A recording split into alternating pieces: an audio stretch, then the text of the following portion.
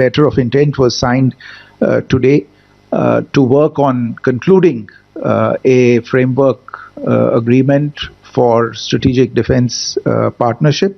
Defence cooperation भी है और माजी का भी ये बताया जा रहा है कि दोनों अफवाज ने किस तरह सहरा में जंग लड़ने का तजुर्बा किया है, मशक़ें की हैं वगैरह वगैरह। इंतहाई गैर मामूली दौरा है और इसकी जो टाइमिंग है वो सबसे बढ़कर एक अहम समझी जाती है। मैं टाइमिंग की बात इसलिए अहम करार दे रहा हूँ कि लास्ट मंथ ही जो इंडिया के आर्मी चीफ हैं उन्होंने भी बड़ा एक खामोश दौरा किया है मुत्तहिदा अरब अमीरात का। पूरी मीटिंग के बीच में सिर्फ मोदी साहब और वो बैठे हुए हैं, there is no one else who is sitting। ये एक बड़ी चैलेंजिंग बात है भाई, ऐसे थोड़ा ही होता है और ये आपने कभी ऐसे नहीं देखा होगा। रियासत पाकिस्तान वाज़ेह तौर के ऊपर या खुले अंदाज के अंदर बलूचिस्तान के अंदर इन्वॉल्वमेंट जो भारत की है उसके ऊपर तो खुलकर नाम लेता है, इल्ज़ाम भी करता है। अभी भी ये तशवीश पाई जाती है कि गवादर पूरी तरह से एक्टिव ना हो, तो लिहाजा भारत का भी और मुत्तहिदा अरब अमीरात का नाम हमेशा बलूचिस्तान के अदम इस्तेहकाम के अंदर इनका नाम भी आता है। Operation Sindoor played a very strong role with India at the back end.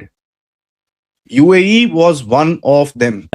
So in other words, Saudi Arab जो है वो जाके खड़ा हो गया है पाकिस्तान के साथ और इंडिया जाके खड़ा हो गया किसके साथ? वो लीडरशिप है यूएई की। LNG आपका लगभग अब आधा यूएई से आने वाला है, तो जो आपकी LNG पे डिपेंडेंस थी कतर पे वो आधी हो गई। आधा LNG they will become our second biggest supplier of. Last month ही जो इंडिया के आर्मी चीफ हैं उन्होंने भी बड़ा एक खामोश दौरा किया है मुत्तहिदा अरब अमीरात का और दोनों ममालिक ने अपने जो दिफाई ताल्लुकात है वो मज़ीद बढ़ाने के लिए बातें की गई हैं। और इसके अंदर जो मुत्तहिदा अरब अमीरात के सदर हैं ये जब भारत के अंदर मौजूद हैं तो इसके अंदर भारत, जैसे कि मैंने इब्तिदा के अंदर कहा कि भारत एक चीज़ से दो शिकार करना चाह रहा है। भारत अब ये चाहता है कि अमेरिका जो हमारे ऊपर बैक टू बैक टैरिफ भी आयद कर रहा है, तो मुत्तहिदा अरब अमीरात और भारत के ताल्लुकात भी अच्छे हैं। अगर मैं गलत नहीं हूँ तो 5वां या 7वां मुत्तहिदा अरब अमीरात एक गैर मुल्की मुल्क है जिसकी एक बहुत बड़ी इन्वेस्टमेंट जो है वो भारत के अंदर मौजूद है और भारत के तकरीबन 35 लाख के करीब जो शहरी हैं वो मुत्तहिदा अरब अमीरात के अंदर काम करते हुए भी आपको नजर आते हैं।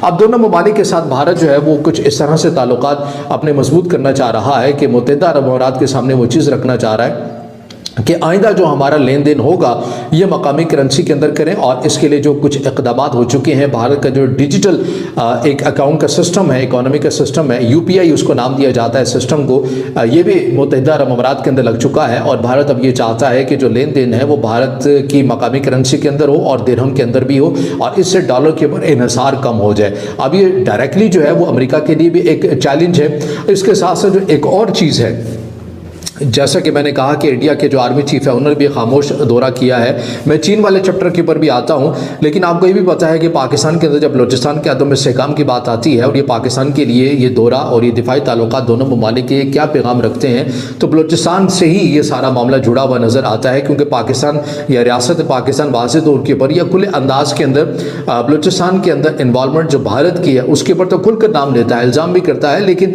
मुत्तहिदा अरब अमीरात का नाम उस हद तक नहीं लेता। लेकिन खामोश या फैसला साज हलकों के अंदर ये बात 2010-11 के अंदर भी ऑन द रिकॉर्ड मीडिया के अंदर भी आई थी, ट्रिब्यून ने इसके ऊपर एक स्टोरी भी की थी। लेकिन बहरहाल अभी भी ये तशवीश पाई जाती है कि गवादर पूरी तरह से एक्टिव ना हो, तो लिहाजा भारत का भी और मुत्तहिदा अरब अमीरात का नाम हमेशा बलूचिस्तान के अदम इस्तेहकाम के अंदर इनका नाम भी आता है। तो पाकिस्तान के लिए भी एक पैगाम होता है और पाकिस्तान भी तमाम चीज़ों को गौर से देखता है जब मुत्तहिदा अरब अमीरात और इंडिया अपने दिफाई ताल्लुकात को मज़ीद बढ़ाने की भी बात करते हैं और इस विजिट के अंदर मज़ीद बढ़ाने की भी जो बातें हैं वो की गई हैं। दुबई के प्रेसिडेंट शेख अल नहयान ये मात्र 3.5 घंटे के भारत के विजिट के लिए आए, मात्र 3.5 घंटे। मोदी जी एयरपोर्ट लेने चले गए, which is again departing from the protocol. Airport लेने चले गए, वहां से वो गए, उस मोदी जी के साथ ही उनकी गाड़ी में बैठे। ये कार डिप्लोमेसी नहीं शुरू हुई है, अच्छी बात है।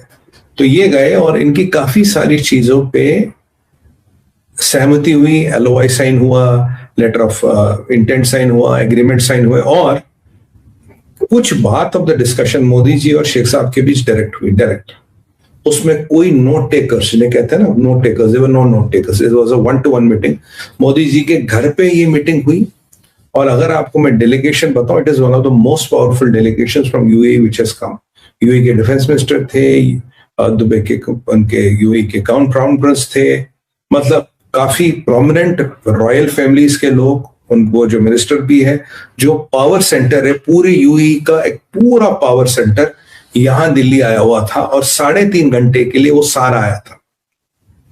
जबकि ये एक चीज को दर्शाता है क्या, जब इतनी बड़ी मीटिंग हो पूरे जगह 3.5 घंटे में आप किस डेलीगेशन लेवल पे बात करोगे, किससे बात करोगे, कितनी बात हो पाएगी भाई।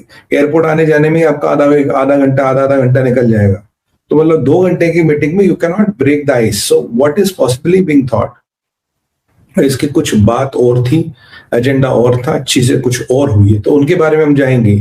पर पहले एक चीज मैं आपको बता दूं कि ये जो अभी हमें देखने को मिल रहा है, इसका मतलब ये है कि जो घटनाक्रम है, जो चीजें हैं, वो ये दर्शाती है कि there was some urgency for this meeting. अगर अर्जेंसी नहीं होती तो ये मीटिंग होती नहीं, अगर अर्जेंसी नहीं होती तो ये मीटिंग होती नहीं, क्योंकि अगर अर्जेंसी नहीं होती you could have waited for this meeting, there was no need to rush to this meeting, right. Urgency itself says the meeting was urgent, right. अब अर्जेंसी क्या है, अर्जेंसी ये है, मुझे लग रहा है जो 1-to-1 मीटिंग में 2-3 चीजों पे बात हुई होगी। एक बात हुई होगी भाई ईरान, एक हुई होगी गाजा, और एक होगी पीस बोर्ड, ट्रम्प का पीस बोर्ड, जिसपे हम हल्का फुल्का सा टच करेंगे, उसमें कुछ चेंजेस आए हैं, ट्रम्प के पीस बोर्ड पे हम बात करेंगे। तो ये कुछ चीजें वहां जरूर डिस्कस हुई होंगी। तो ये जो ट्रम्प का पीस बोर्ड है ये भी डिस्कस हुआ होगा। अब क्या है, जहां ये दोनों एक साथ बैठे थे और करीब आधा से घंटे से 45 मिनट 1-to-1 मीटिंग चली, no note takers, direct Modi ji और शेख साहब, बिल्कुल nobody in that room,